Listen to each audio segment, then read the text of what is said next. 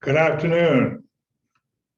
This afternoon, we're going to talk about Russian-American relations, bumpy as they have been.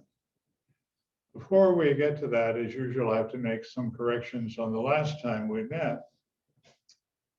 Somehow I couldn't seem to spit out the name of the great Puccini opera about China, which of course was, if you're Italian, it's Turandot. If you're French, it's Turandot. And if it's American, you speak, it's any one you say. It's Turandot, Turandot. But it is the famous opera that he wrote at the end of his life. He didn't finish it, but the Italians, as musical as they are, they finished it. And the reason it was important that I mentioned it last time when we were doing Chinese-American relations was that in the days following Mao Zedong and the reforms of Deng Xiaoping, he decided to one-upmanship the West. So he invited the great film director, Zhang Yimou, to come to the Forbidden City and there to stage Turandot, using the Forbidden City as a background. And it was an incredible evening of music and singing in the famous Ming Palace complex of the Forbidden City. The other thing I had a problem with last time was I kept forgetting the name of the great French writer who was in Shanghai in the 1920s when the forces of Mao were defeated by the forces of Chiang Kai-shek, and Mao and his forces went on the long march, leaving then Chiang Kai-shek in charge of the city of Shanghai. And in that particular case, that guy's name was André Malraux. And the book he wrote about it was, in English, Man's Fate, and in French, Les Conditions Humaines.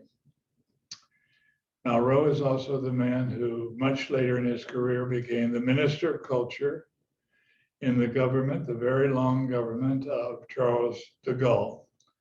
And as the Minister of Culture, he's the man who decided that the city of Paris was much too sooty because they had been burning all that coal for many centuries. And so he forbid the burning of coal. And then he had the great monuments, the Arc de Triomphe, the Louvre, the Notre Dame itself, blasted with sand and water, a mix, taking the soot covering off of this wonderful city that is now cream colored. And so the Paris that I got to know first was the one he had cleaned. That's André Malraux, Minister of Culture and also famous writer. And I think those are the only two things, I'm sure there were others, that I screwed up. Now I'm going to turn our attention to Russian-American relations. I don't know if you know it or not, but the first communist government in the world was not in Leningrad, or if you prefer, St. Petersburg. It wasn't in Berlin. It was not anywhere else. It was in Paris. In 1870, the French had just lost the Franco-German War, or Franco-Prussian, if you wish. And in that case, the Commune, the Paris Commune, became a government, and it was a communist government. It was like so many things the French do, came in a hurry and was destroyed in a hurry. The French army came into the city of Paris, arrested all the communards, and shot them. And that was the end of that. They're very good at that. When they wanted to, they discovered how you could chop heads off in a hurry. It's something that a doctor invented for them, a guillotine. And with that, they chopped off around 5,000 to 6,000 heads, emasculating the French nobility. And over again, all during the 19th and into the 20th century, they were the source of most of the major revolutions. They had one in 1830, had another one in 1848, and this one in 1870. So it was that you have a book by a great German-American woman. She wrote many fine tracts, and this one was on comparative revolutions. Her name is Hannah Arendt. And in this comparative study, she noted that the American and the British revolutions were really pipsqueaks. They didn't round of anything. The American case, all we did was change the name of George III to George Washington. We kept the same church, we just renamed it. It went from Anglican to Episcopalian. And we didn't change the dates. Where in the French Revolution, they changed everything to include the date. They now created the year one. Instead of 1789, it was the year one. So in any way, you get this comparison across scales. And for Hannah Arendt, our and the British one is so bad, it's called the Bloodless Revolution. All they did was get rid of those Stuarts who wanted to be Catholics and put instead a couple of Germans. It was so bad that they went to Hanover and chose a German prince there who couldn't even speak English, and that was signed with the British nobility. They'd be able to control the king that way. And so you have George I and George II, and then George III comes along and he loses the American Revolution. So much for having Hanoverian kings in England. But Hannah Arendt's study is still used in the universities today to give you a comparative look across the scale. And of course, the Russian Revolution, which we're going to come to and talk today, is in fact in the French tradition a very violent revolution, the overthrow of a whole group of people and its replacement by a group. Now, typical of the Americans, we were in the world very late in World War I in particular, not going in until 1917. The war is over in the next year. So the year that we came in was also the year that Russia left the war. Russia left the war because, of course, there was a revolution and it gave us Leningrad and gave us a new country, the Soviet Union, not Imperial Russia. And this posed an enormous problem on how to think our way through. Now you have to realize that our relationships with Russia went back some decades. In the Lincoln administration, they got a real shock because the Tsar at the time, Tsar Alexander II, decided to put an end to serfdom. And this was the year before we tried to put an end to slavery, and that causes a civil war. And yet the Russians put an end to serfdom without having a civil war. They also, during the same period of time, when Lincoln is in the White House, decide to sell a large piece of frozen landscape to us. And that's how the Lincoln administration with our Secretary of State buys Alaska, which was called very badly received by those people not in power in Washington as Seward was his name, and he had bought it, and it was called Seward's Folly. It was very silly for him to have bought this frozen piece of territory up there in Alaska. As it turned out, gives us some very good senators. In fact, the one they have now, a woman, very smart woman, she just voted for an impeachment the second time. Second time didn't go through either because a number of cowards were afraid to speak their piece. So we got Alaska from the Russians, and the Russians ended serfdom a year before we fought a war, our worst war in our history, the Civil War, to end slavery. But the story I want to tell you starts at the end of World War I. We go in 1917, the Russians leave in 1917. The war is over in 1918. In 1919, we have this dreadful Attorney General. We seem to get a dreadful Attorney General every so often. We just had one recently. This one is Palmer is his name. And he decides on the Palmer raids. And the raids are to raid and capture everyone who's an American communist. So way before Senator McCarthy, we had the famous Palmer raids, which do great damage to American society because many of these people were not serious communists, but they were people who had leanings to the left, what today we might call social democracy. The Palmer called them communists, and these raids took them up and excoriated them and made them lose their jobs and did a great deal of damage to people on the left in American society. Then, typical of the Americans, we don't like you. Since we don't like you, we're not going to recognize you. So we had no diplomatic relations with this new big country called the Soviet Union. For years, years went by and years went by and years went by. And finally, the decade went by. We still don't have any relations with them. We pretend they do not exist. And then a smart Democrat is elected after this many, many, many years of Republican idiocy.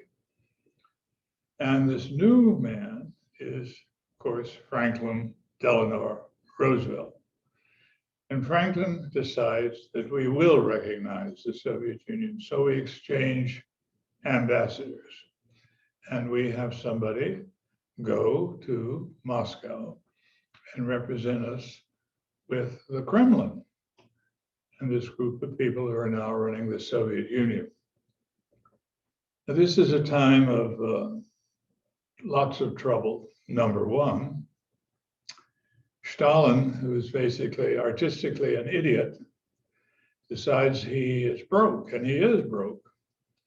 So what does he do? He takes a little visit to a little place called the Hermitage, Catherine the Great's little hermitage, which of course is a giant palace complex. And he decides to sell off a number of paintings by Rembrandt, by Rubens, all these glorious paintings that Catherine the Great had spent much of her life buying to store within the Hermitage.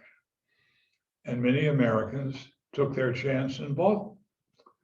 And so they came to the United States and were placed in many places. But the man who was good at this was a man named Mellon, a great man out of Pittsburgh, with Pittsburgh money behind him.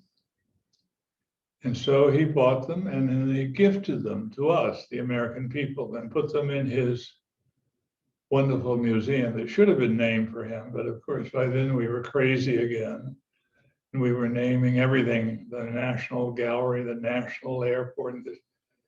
Only recently did we change the airport's name to the Reagan, but most Washingtonians would still refer to it as National Airport and certainly the National Museum. And so here you had a very bright American by the name of Andrew Mellon, who bought up much of this art that Stalin was getting rid of so that he could make hard currency, which he needed badly. But between the Palmer raids and then the years of not believing they existed, and then the final recognition by FDR, then you have the beginning of a famous association. We recognize them, they recognize us, but it's not a happy recognition until, of course, a very bad time is going to come. That bad time is going to be called World War II. Now, before that war falls on us, and we're late to that war also, the Europeans get involved in 1939. We get involved in December of 1941, almost 2 years late. But as that war begins, the British are aware that Hitler has signed an agreement with the Soviets. And this agreement is a non-aggression pact, making it clear that neither one will attack the other, and making it clear that it gave Hitler a free hand to attack in the West, which of course he's going to do, and overrun the French Republic and launch his attacks on Britain, using the Luftwaffe initially to soften up Britain. But unfortunately, the head of the Luftwaffe, Herr Göring, was a dope addict. So anything you don't want is somebody running your Air Force who's sniffing dope, and serious dope. And of course, you have the man who's gone to meet Hitler in Berchtesgaden and come home to Britain to tell them they would have peace in our time. That's Herr Chamberlain, who had also gone with the French premier, Daladier, and both of them were foolish enough to believe they had brought peace home, and they had not. And so once it became clear, particularly after Hitler's forces overran Norway with the help of a Quisling, Chamberlain's government fell, and an old bulldog who'd been involved in World War I and made some serious mistakes became prime minister. You know him as Sir Winston Churchill. And Churchill looked around and realized there was a problem, and that was they might lose the war. Just because they're the good guys doesn't mean the good guys can't lose.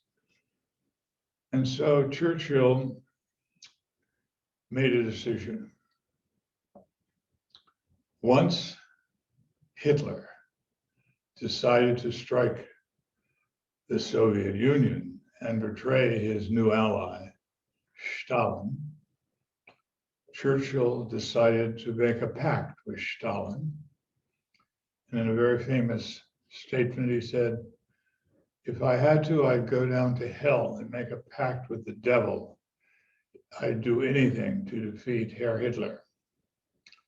And so now you have this new arrangement between Stalin, who is now falling back all the way to the Ural Mountains, because Hitler is giving him a tremendous hammering with one army in the north, centering its effort on the people of Leningrad, one army in the middle, which is now up to the very hills of Moscow, famous place where the French once met a defeat against the Russian winner. And then a great army in the south, led by von Manstein, who was closing in on Stalingrad. So you have all this going on. The Americans still aren't here yet. What are they doing? Well, they were trying their own way. Of course, Franklin Roosevelt wanted to get into the war, but a great number of people didn't, particularly famous senators. And so it was that war came a very strange way when the Japanese decided they needed Southeast Asia, and to get protection on their move south, they'd have to rid themselves of the American fleet. And so they did in the famous attack on December 7th, 1941 on Pearl Harbor. So now we're in the war whether we want to be or not. And then Hitler, in all of his stupidity, declared war on the United States. So now we had a two-ocean war, one against Hitler in Europe and one against Tojo in Japan. And it was going to go badly for a while because no one was prepared, no one in America. Do you know that when they declared war, General Marshall decided the US Army should pull off a maneuver in the American South where there are a lot of military bases. And we did not have enough rifles to give to all the infantry soldiers that came for that maneuver. And so we issued them sticks, a stick to fight the enemy with, so they could train at least with a stick. This shows you how very badly prepared we were. But of course, we became what we were noted for. We became the arsenal of democracy. Not only did we make so many things, tanks, planes, and armaments, that we were able to make all that we needed. We were able to give the British all that they wanted in the form of Lend-Lease. We were to give the Soviets everything they wanted in the form of Lend-Lease. We were in the war to win the war, but we were very late. And initially, as George Marshall, who was a realist, once said to President Roosevelt, "You know, Mr. President, we could lose this war." Now, you know that we didn't lose, but nobody knew that when Marshall gave those fateful words to Roosevelt. So what are you going to do? You have Hitler still pounding the British from the air, making all the wrong mistakes, which he was very good at doing.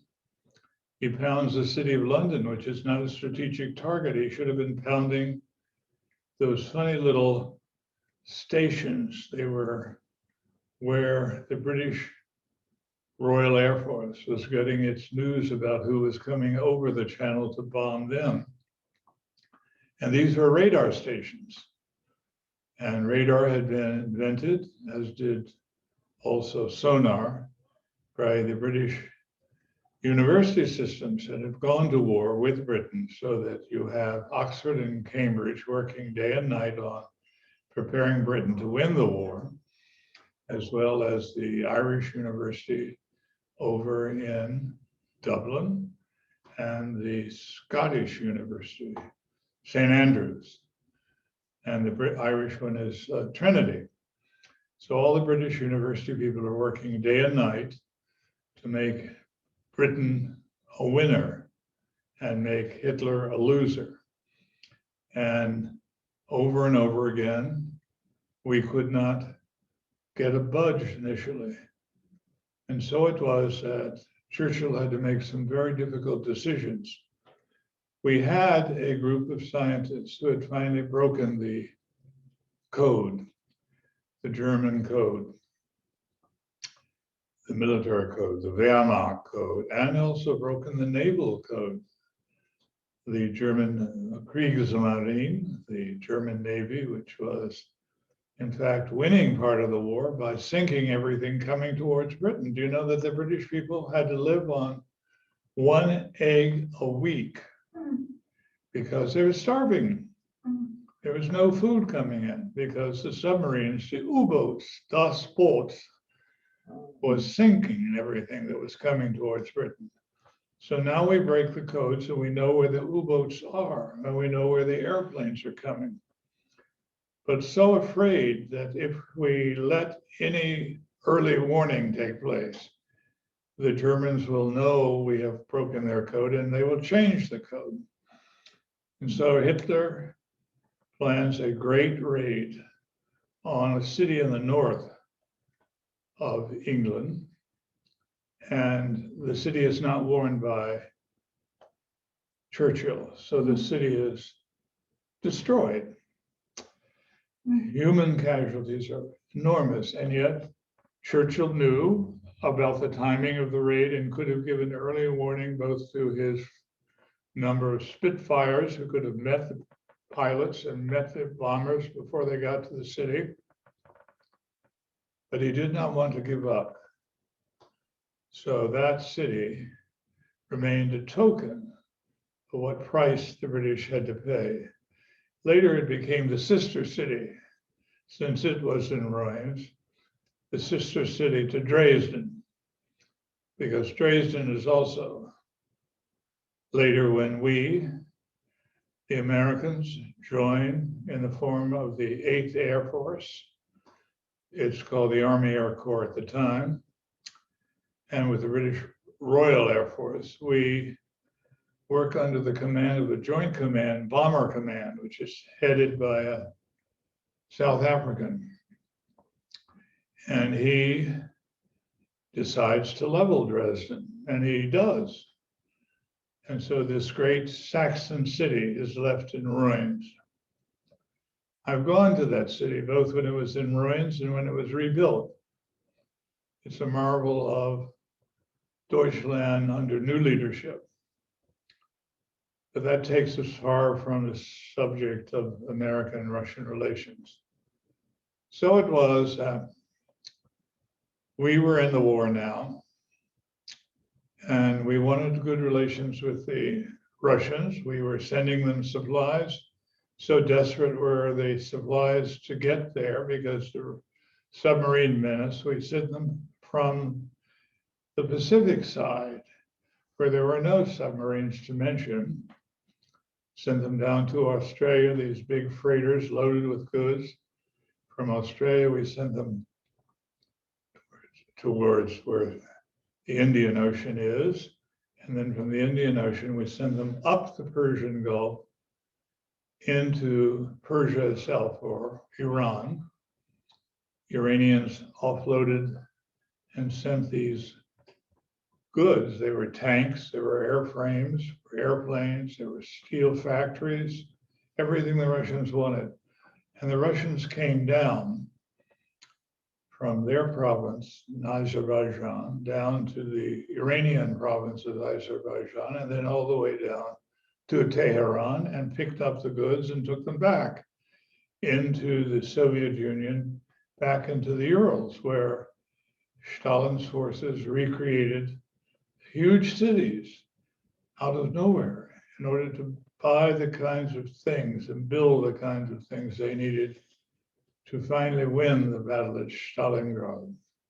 It's a great film on Stalingrad and a great novel on Stalingrad, as written by Russians trying to get their war in. But our man in the White House wanted a contact with this man Stalin, and so he sent a very famous ambassador. The ambassador had been governor of the state of New York. His name was Averell Harriman. And Averell was a tall, good-looking American who, at a dinner party in Mayfair, realized that there was a air raid going on, and everyone was to go down into the basement area to take shelter. But he had seen a good-looking British woman, and he decided not to go down. And she decided not to go down. And so in a very famous encounter, shall we call it, Harriman made love on the dining room table to this woman who had been Churchill's favorite in many ways because she had once been married to his son, who was an alcoholic. And so Pamela Digby, Churchill, Hayward, Harriman, she married them all. And Averell were a couple. Now, beyond that evening's romance, Harriman flew on. It's a very difficult trip to get to see Stalin in the Kremlin when German forces are in front of the Kremlin. But he got there, they met, they made promises, and Mr. Stalin, Stalin, who wasn't even a Russian, for God's sake, he was a Georgian. They got promises made that they would open another front. This was key to Stalin's willingness to work with us. And so after the meetings at Tehran that come later, we do keep our promise. So we open a second front, and we call that front, of course, the Normandy landings. And we go on with this man, Stalin, to win the war. Unfortunately, at the end of the war, just as it's closing, Franklin Roosevelt, who was critical of all during the war, died down in Warm Springs, Georgia, where he went for the hot water baths. And Harry Truman became president. And Harry, feisty as he was, knew nothing because Franklin Roosevelt was a terrible administrator and he hadn't kept anybody informed. And so now we have an uninformed president going to Potsdam, which he goes, and Churchill loses the election, so he's not there. And now a socialist goes, a labor man, as prime minister. So the only one who ever knew anything about the war and the promises made was Herr Stalin. But anyway, they went ahead and made there.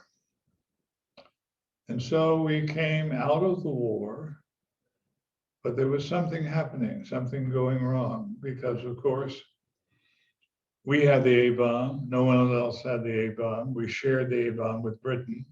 We did not share it with Russia. Russia discovered how to do it themselves. And so the Cold War begins.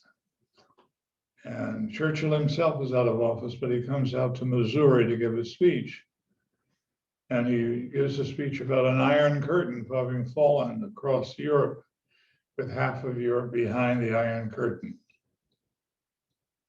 It's not a good time. But finally, Stalin dies. That's good. And we get a new man who is Khrushchev, who is basically not even a great Russian, he's a Ukrainian. And he's doing all kinds of stupid things. He gives Yalta and the Crimea to Ukraine. It had never been Ukrainian. It had always been Russian. It had been Turkish before that. And after the Turks left and Catherine the Great conquered it, she didn't give it to the Ukraine. But there's this fat, roly-poly guy who does. And then, not only that, Khrushchev decides he's going to visit America. And he does. And he comes and he doesn't like what he hears when he's at the UN. So he takes off his shoe and bangs the table with his shoe. And diplomats are not famous for taking their shoes off, let alone banging the table. So Americans were aghast what to do with this funny roly-poly guy. And then he went out to Kansas and Iowa. What the hell was he doing in Kansas? He wanted to see the Farm Belt. And he was amazed at how productive the American Farm Belt was. There had been a famine in the Soviet Union because there was no cereal grain and people starved to death. In fact, we had to come and give them food back in the 30s. And here was fat roly-poly Khrushchev. And so after that, he thought he'd visit Hollywood. He'd always heard how wonderful it was. And he went there and he was shocked, unbelievably shocked. He visited the set of Can-Can and he saw Shirley MacLaine doing the Can-Can dance. And he thought it was disgusting. These oversexed Americans running around doing this French dance, which was itself insufferable. And so he spoke out against that. He was an amazing guy. And he went back to Russia with stories to tell. And then, of course, comes the famous Cuban Missile Crisis, in which Khrushchev has made a great gamble. He's going to help that man down there in Havana, known as Fidel Castro, by giving him some missiles. Well, that got an Irish guy very upset. The Irish guy was our first Catholic president. We've got a second one now, but we had the first one then. It was sensational to elect a Catholic papist.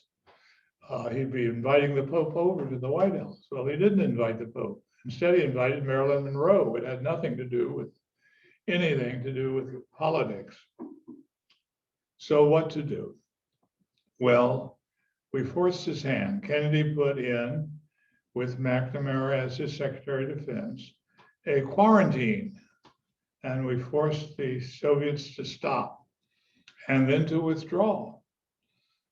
And in doing that, this was the downfall of Khrushchev. He had a meeting in the Kremlin. He saw what was happening. He reached into the drawer that was in front of him at his table to get the pistol that was there, but they'd already taken the pistol out. And they forced him to resign. But this was the first time a Soviet leader resigned. Most of them either died in the saddle or were going to be killed. And right away, the Soviet Union changed overnight. Everyone knew who was the man who had the death list, and that was Beria, the head of the secret police. And so the man who had actually taken Berlin, we did not conquer Berlin. The Soviets did at the cost of 300,000 casualties. And the cost of Berlin is of every young person they could put. They put 8-year-old children with rifles and with machine guns to try and hold the Soviets off. There was no way of doing it.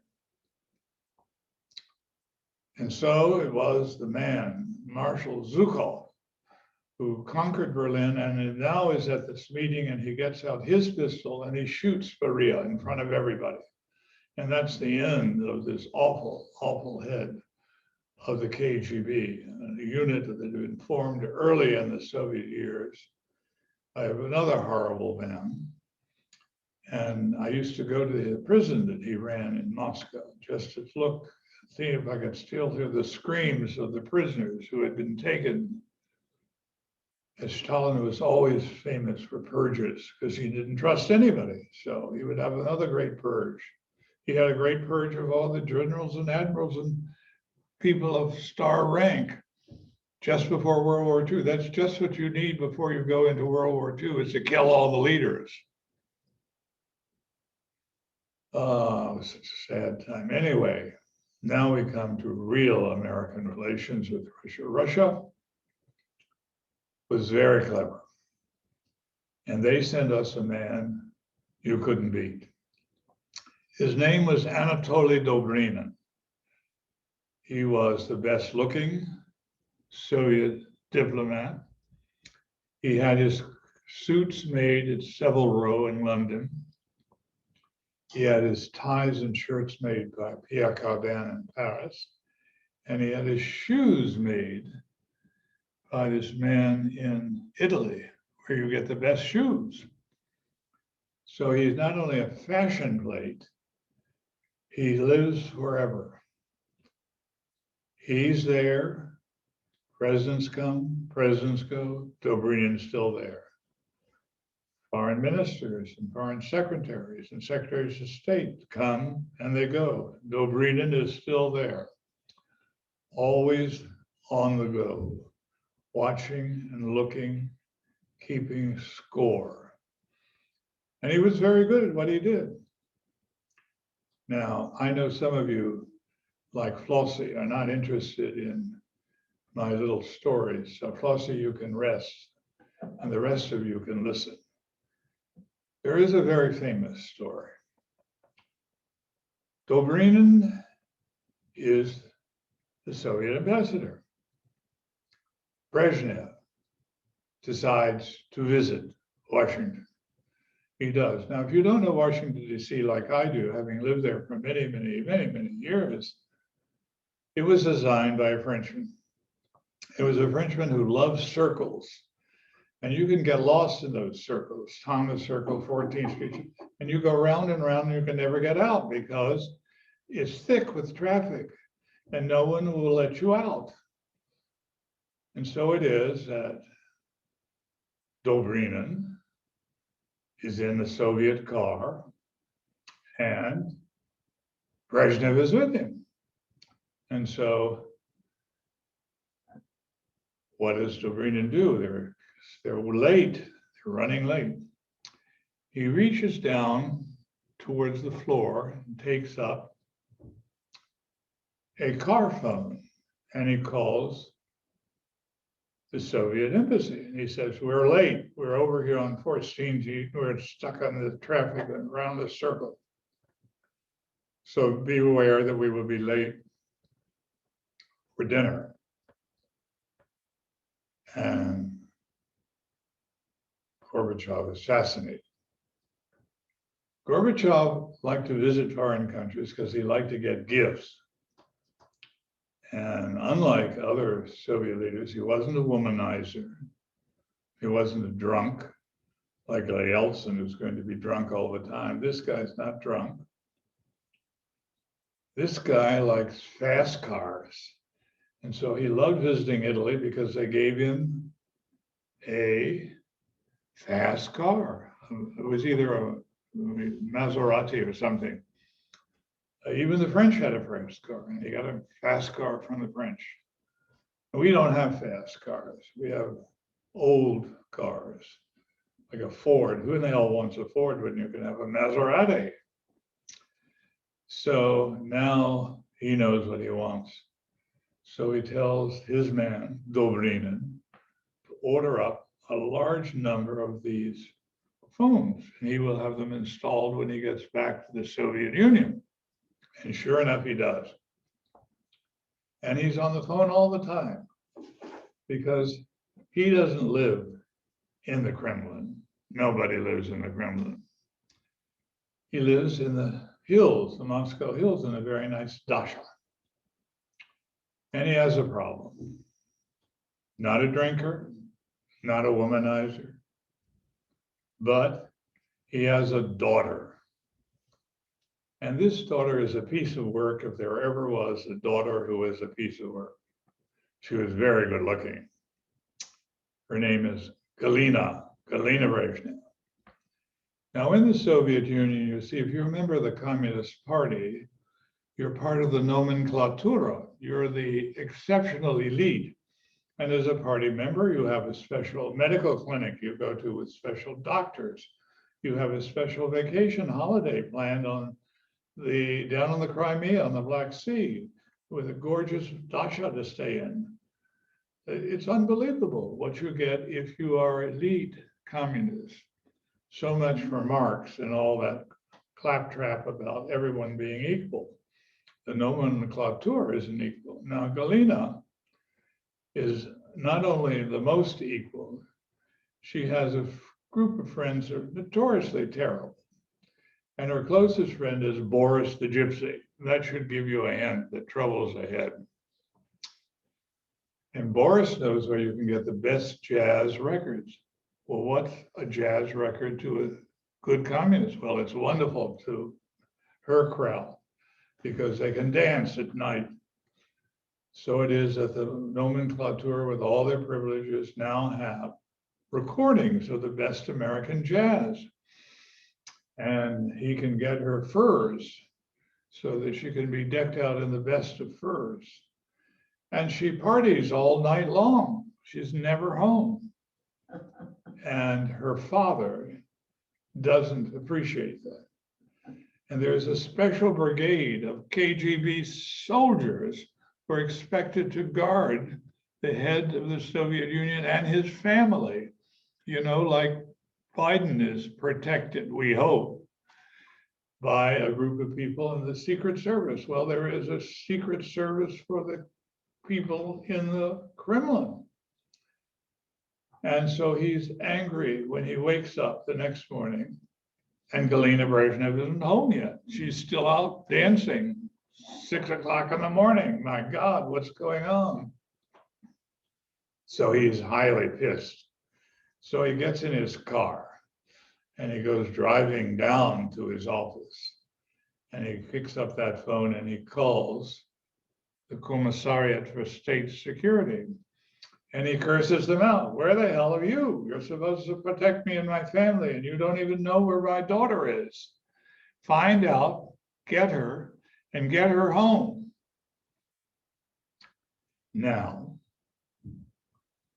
if you ever go to the American Embassy in Moscow, or get a chance to go to the Soviet Embassy in the United States or the Soviet embassy at the UN.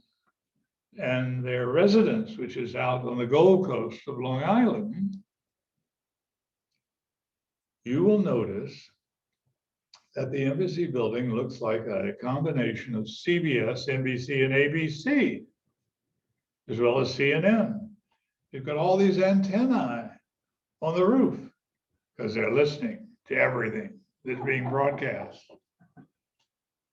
And the KGB didn't know that the Americans were listening, but we were.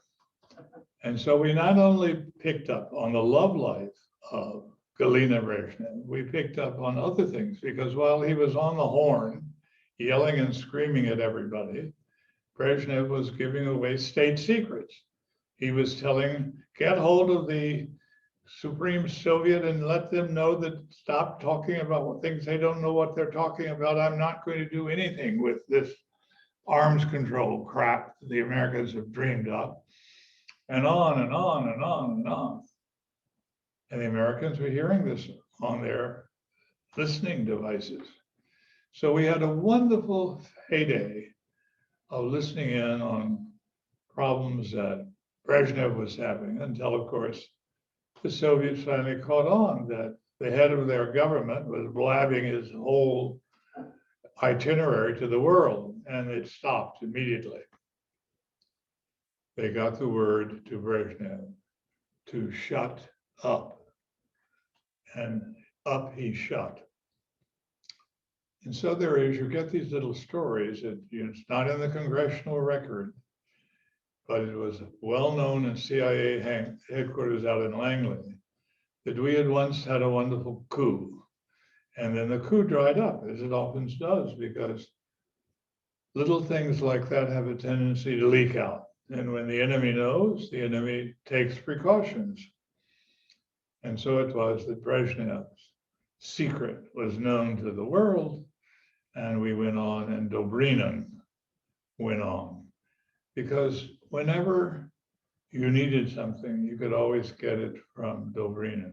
Dobrynin was there before Kissinger was there.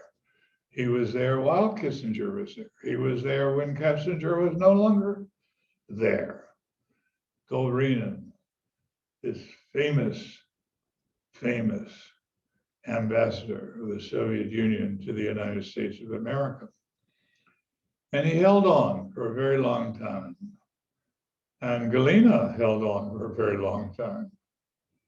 Now, finally, we had another little coup.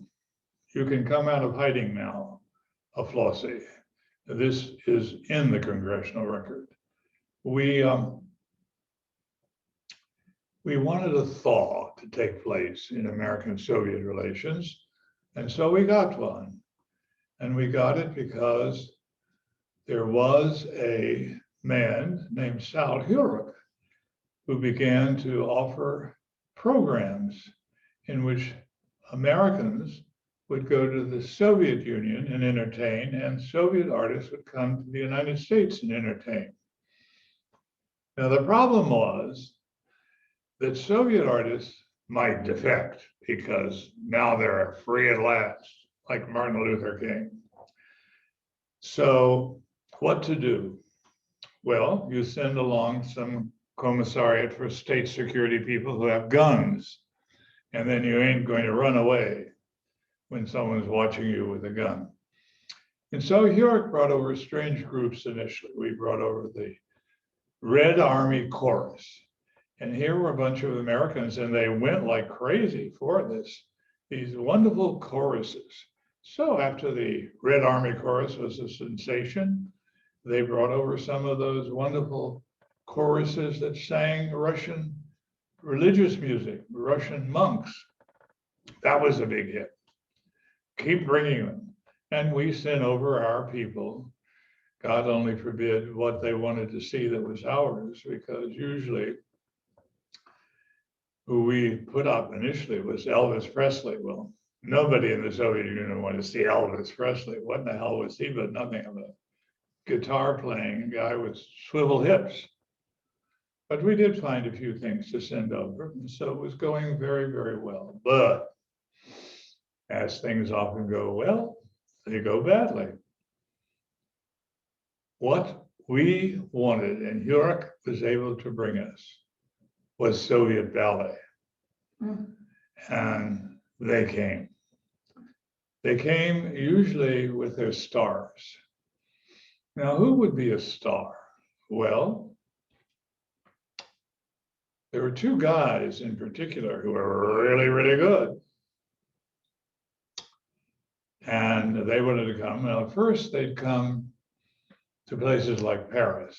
After all, ballet began in Paris. Why not come back and see what's happening with the Parisians in their Paris Opera Ballet? So they came to Paris and they danced, and they were sensational. One in particular, Rudolf Nureyev. And Rudolf Nureyev wanted out. He didn't particularly want to meet people like Jackie Kennedy. He wanted to dance the ballets that were being created in New York by a great Russian. That great Russian was named Balanchine, who had also been in Paris and had brought parts of the Ballet Russe, where they had created some of the greatest ballets of the 20th century, to scores by the greatest ballet composer, Igor Stravinsky. And now they were being danced in New York. So let us go to New York. And well, no. Neither the Mariinsky Ballet from Leningrad, St. Petersburg, or the Bolshoi was going to go that far. But what if you could escape? What if you could defect? And so Nureyev let it be known to sources, and the gendarmes were waiting. And at Orly, which was the airport of choice in those days, with the ballet returning to Russia, Nureyev made his leap to freedom. And he was surrounded by the gendarmes and taken to his own place of refuge. And then it wasn't to America initially he went. He went to London. And in London, he met a woman who was the prima ballerina absoluta of the Royal Ballet. She'd been dancing for a long time. She was about finished with her career, but now this famous, notorious guy is going to re-spark her. And so there they were, Margot Fonteyn, and Rudolf Nureyev. And I got to see them often because there was a guy in Stuttgart who had been with the Royal Ballet before he went to the Stuttgart Ballet. His name was John Cranko. He was from South Africa up to Britain and then over to Stuttgart, and later choked to death on a flight home from New York, but not before he teamed these people together. And so Cranko brought them over to Stuttgart, and every German within miles who could get a ticket got a ticket, and I got a ticket, and I got the next ticket and the next ticket. And they were super marvelous. So we have one defector, and that's not all. We're going to get another one. This was one of the guys from the Baltics, who was a great dancer also. And he defects and comes. So now you have this guy, by the way, who defects and comes, becomes the lover of Jessica Lange, the movie star, and has a child by her before she defects from him to a gay playwright in New York. It gets very complicated, these love affairs. All we want to know is we're getting the Russians and they're defecting to us and they're dancing for us, and they are sensational.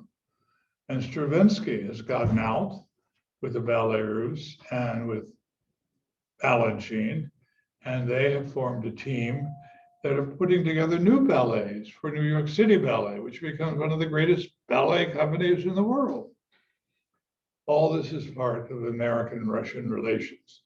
And it annoys the hell out of the Russians that their creme de la creme is now creming it up in New York and wherever else they get a chance to go. Balanchine was there creating new ballets. And some of these people were extraordinary. One ballerina was 70 years old and still dancing. Mm. She danced Gaîté Parisienne when she was 70. Her name is Alexandra Danilova. And Danilova was one of Balanchine's many first wives. He just married them and left them and married them and left them and married them and left them. Ended up finally married to Maria Talchi, an American Indian by bloodline, who became one of the dancers famous at the New York City Ballet. So American-Russian relations depended a great deal on these people.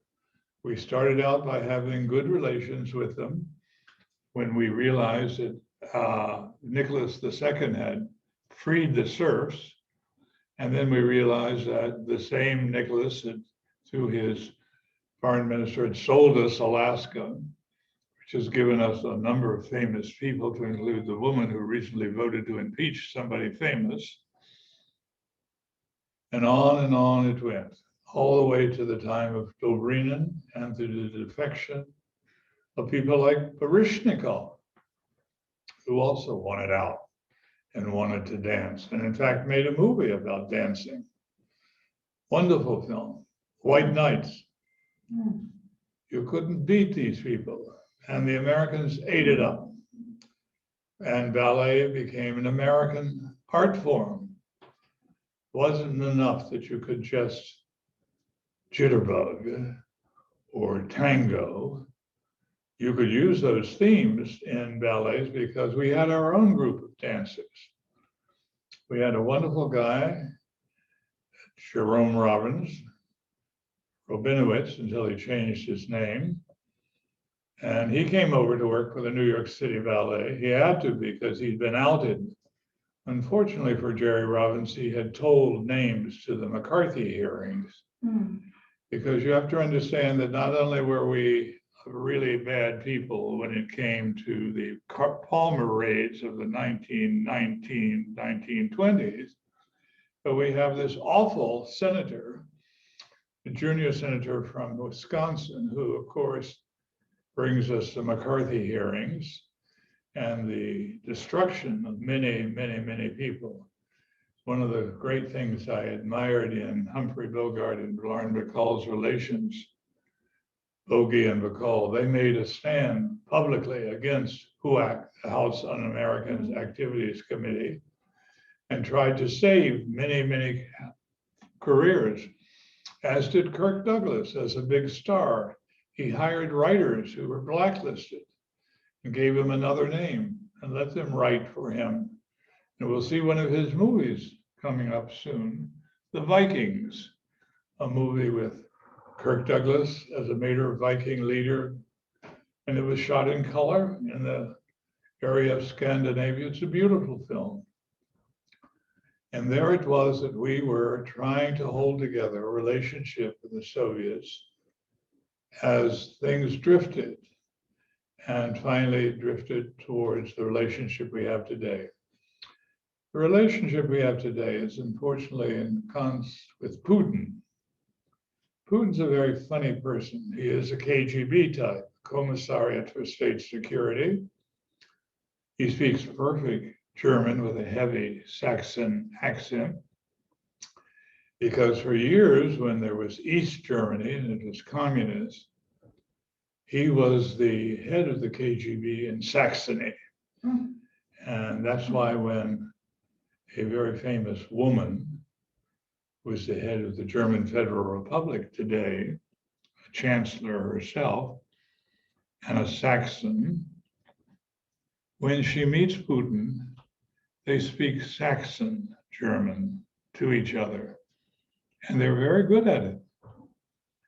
A strange German relationship, a strange American relationship, a strange love affair between our ambassador Harriman and Pamela Digby Churchill Hayward Harriman. You know that when that woman heard, by then she was the widow of a man named Hayward who had just produced a magnificent musical called, what the heck is that musical called?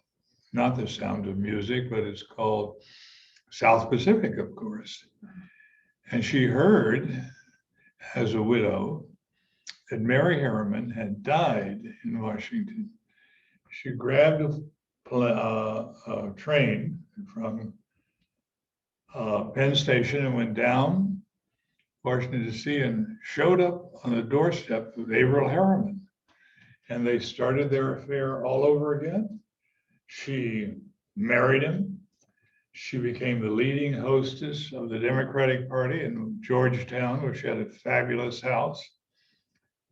She then was one of the people who saw that Bill Clinton was a winner, and she sponsored him. And sure enough, Bill Clinton, along with Hillary, got in the White House. And then Harriman died. And so dear old Pamela called and said, I'd like an appointment in your government. I've become an American citizen. I'd like to be ambassador to London. And Bill Clinton always liked women anyway, as you might know. He said, fine, I'll nominate you to the court of St. James. Well, he did. And within a minute, the word came back, no. We don't know how you think we run things at the court of St. James, but that woman is not welcome. And so he had to tell Pamela. She said, fine, I won't go to London. I'll go to Paris. Nominate me to Paris. Well, the French thought it was wonderful. They knew about her famous affairs, and they thought this would be a lot of fun to have somebody like that in that boring, dull American embassy. And so they accepted her. And they also knew that she would do something they liked. She immediately called the embassy staff and said, I was at your embassy recently for the celebration of the landings at Normandy, and you have all those awful paintings. And they said, Madam Ambassador, those are excellent copies of French Impressionists. And she said, I know, I own the originals. I'm bringing them with me, and take down those awful copies. And so the awful copies went out to the trash heap, and going into our embassy were the original French Impressionists. And this, of course, excited the French no end. Not only does she give great parties, she's a chanteuse of the first water. It'll be marvelous having her here in Paris. And she was a sensation in Paris. Unfortunately, she disappointed them because she didn't give those paintings to the French. When she stepped down, well, actually, when she died, the paintings went to the Americans, to the Mellon Museum, that museum that has loaded itself down with those Russian pieces. And she was very proud of the American. And when she died, she had a funeral, a state funeral, in the National Cathedral in Washington, D.C. She was an American of the first water, and she understood the Russians and she understood the French. And so it was that she met her end in a glorious way.